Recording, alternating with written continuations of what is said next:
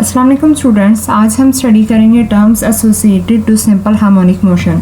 अभी तक हम लोगों ने सिंपल हार्मोनिक मोशन का जो टॉपिक डिस्कस किया है उसमें हम लोगों ने सबसे पहले दोनों जो टॉपिक्स थे, दोनों जो एग्जांपल्स डिस्कस किए हैं उसमें हम लोगों ने सबसे पहले तो देखा था सिंपल हार्मोनिक मोशन क्या होती है।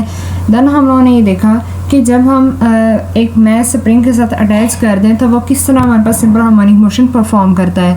इसी तरह हम लोगों ने सेकेंड एग्जांपल स्टडी की सिंपल पेंडुलम की कि वो किस तरह सिंपल हार्मोनिक मोशन परफॉर्म करता है।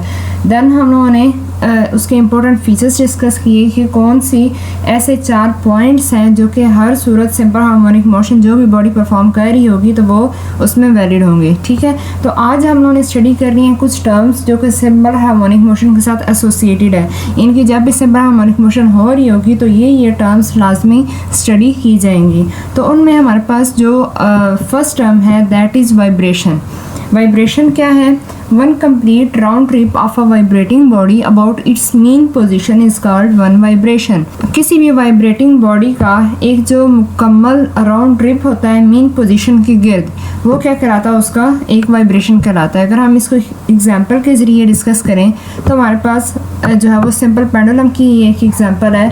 हमारे पास ये देखें बॉब के रेस्ट पे पॉइंट ओ के पर, अगर हम इसको यहाँ से उठा के इधर ले जाएं तो अब अगर हम लोग यहाँ से इसको रिलीज़ करेंगे तो ये क्या करेगा, यहाँ से ए से पॉइंट ओ के ऊपर आएगा, ओ से बी पे जाएगा और बी से क्या होगा दोबारा ओ पे और फिर ये ए पे जाएगा। तो ये इसने क्या किया, ए से शुरू हुआ, बी पे गया और अगेन क्या हुआ, ए पे आया। तो ये इसका क्या है, एक इसने साइकिल कंप्लीट कर लिया है, यानी कि ये इसका क्या है, एक पूरा राउंड ट्रिप है। और ये जो राउंड ट्रिप है this is called one vibration, यानी कि बॉडी जहाँ से स्टार्ट हो वहीं पे ही आके स्टॉप हो जाए तो वो क्या कहलाती है, उसकी एक साइकिल कहलाता है। और इसी साइकिल को हम लोग कहते हैं कि जो है ये क्या है, एक वाइब्रेशन है। ठीक है, उसके बाद जो नेक्स्ट हमारे पास टर्म है that is time period. Time period क्या होता है? Time taken by a vibrating body to complete one vibration is called time period. जितना टाइम लगता है एक बॉडी को, एक वाइब्रेटिंग बॉडी को अपनी एक वाइब्रेशन मुकम्मल करने में, वो उसका क्या कहलाता है, टाइम पीरियड कहलाता है। इस एग्जांपल में देखना, अभी हम लोगों ने बात की कि वाइब्रेशन क्या होती है। अब ए से स्टार्ट हुआ तो ए पे ही जाके स्टॉप हुआ, तो ये क्या हुई, इसकी एक वाइब्रेशन हुई। अब इस एक वाइब्रेशन के दौरान जितना टाइम लगा है इस बॉडी को, वो टाइम क्या कहलाएगा, टाइम पीरियड कहलाएगा।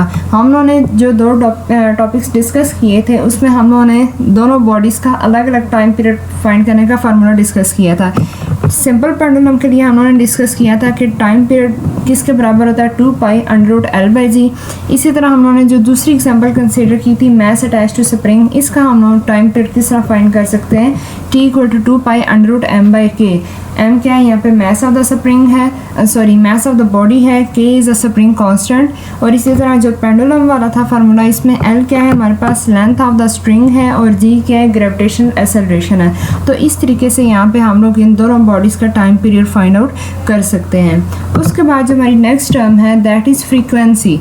What is frequency?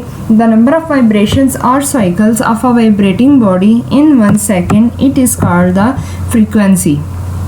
ठीक है, यानी कि कोई भी बॉडी 1 सेकंड के अंदर जितनी वाइब्रेशंस कवर करेगी that is called its frequency. Pendulum की एग्जांपल ले लें, हम लोग क्या कर रहे हैं कि 1 सेकंड का टाइम नोट कर रहे हैं। उस 1 सेकंड में बॉडी ने कितने अपने राउंड ट्रिप कंप्लीट किए, कितने इसने साइकिल कंप्लीट किए, that is called its frequency.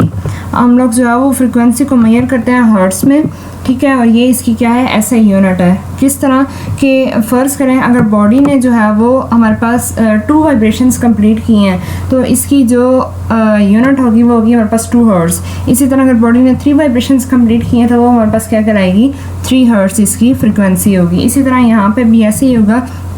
मतलब फ़र्ज़ करें अगर बॉडी ओ से ए पे गई है, ए से जो है वो दोबारा ओ पे आई और फिर बी पे गई, ठीक है, और बी से दोबारा ओ पे आई, तो अब क्या हुआ, इसने एक अपना साइकिल कंप्लीट किया। ठीक है, तो ये तो मतलब क्या है कि ये एक उसकी वाइब्रेशन है और इस एक वाइब्रेशन को कंप्लीट करने में जितना टाइम लगा वो उसका टाइम पीरियड कहलाएगा।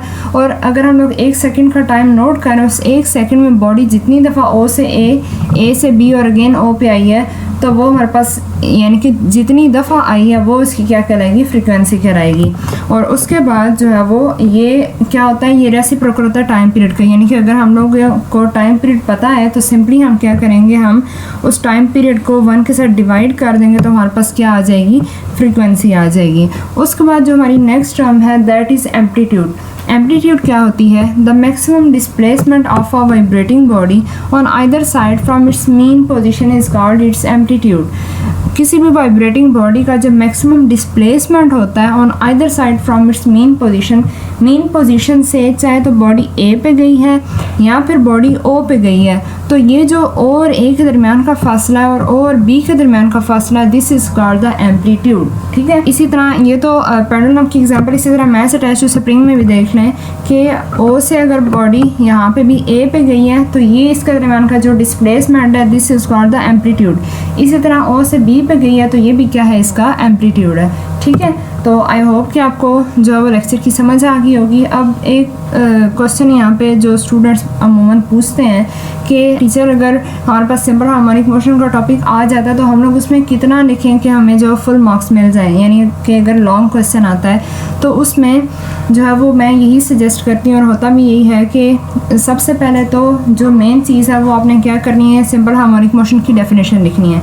देन आपको जो भी एग्जांपल कही गई है कि आप जो मैच अटैच टू स्प्रिंग या फिर एक और भी एग्जांपल है बॉल एंड बॉल की, वो आती तो थोड़ी कम ही है लेकिन आप लोग कीजिएगा, वो थोड़ी इजी थी, इस वजह से वो मैंने डिस्कस नहीं की।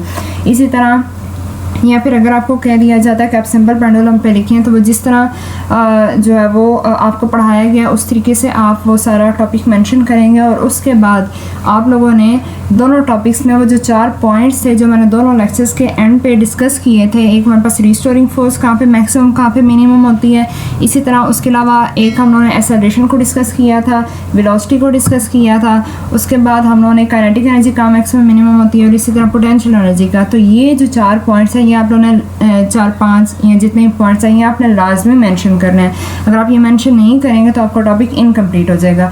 उसके बाद अगर आपसे पूछा गया है कि साथ आप डिफ़ाइन करें इनमें से किसी डेफिनेशन को भी, वाइब्रेशन को, एम्पलीट्यूड को, फ्रीक्वेंसी को, तो आप कर दें।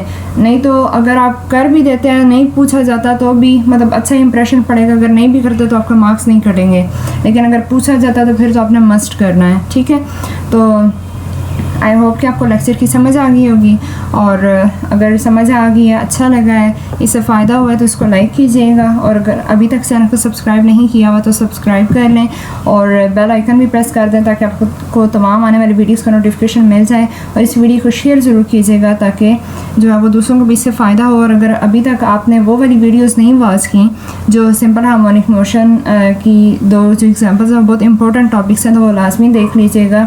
उसके लिए आपने क्या करना है, यूट्यूब सर्च बार में जाके आपने लिखना है कि simple harmonic motion by knowledge and wisdom, तो इस तरीके से आपके पास वो दोनों वीडियोस आ जाएंगी, तो आप वो ज़रूर देख लीजिएगा और वो ज़रूर प्रिपेयर कीजिएगा। वैसे तो ये टॉपिक काफ़ी थ्योरेटिकल है तो बच्चों को मुश्किल लगता है तैयार करना, तो अगर वहाँ पे तो काफ़ी बड़े बड़े पैराग्राफ्स बने हुए हैं बुक पे, तो अगर आप जो है वो यहाँ से वीडियो से ही जिस तरह मैंने पॉइंट्स छोटे छोटे बनाए हुए हैं पैराग्राफ 2-2 लाइनों के, तो अगर आप इस तरह से तैयार कर लें, इस तरह से लिख लें तो इस तरह से तैयार करना भी आपके लिए ईजी होगा और जो है वो देखने वाले पे इम्प्रेशन भी अच्छा पड़ता है। तो आई होप कि आपको लेक्चर अच्छा लगा होगा, तो लाइक कीजिएगा, शेयर करें, सब्सक्राइब करें। मिलते हैं नेक्स्ट वीडियो में। टिल देन टेक केयर, अल्लाह हाफिज़।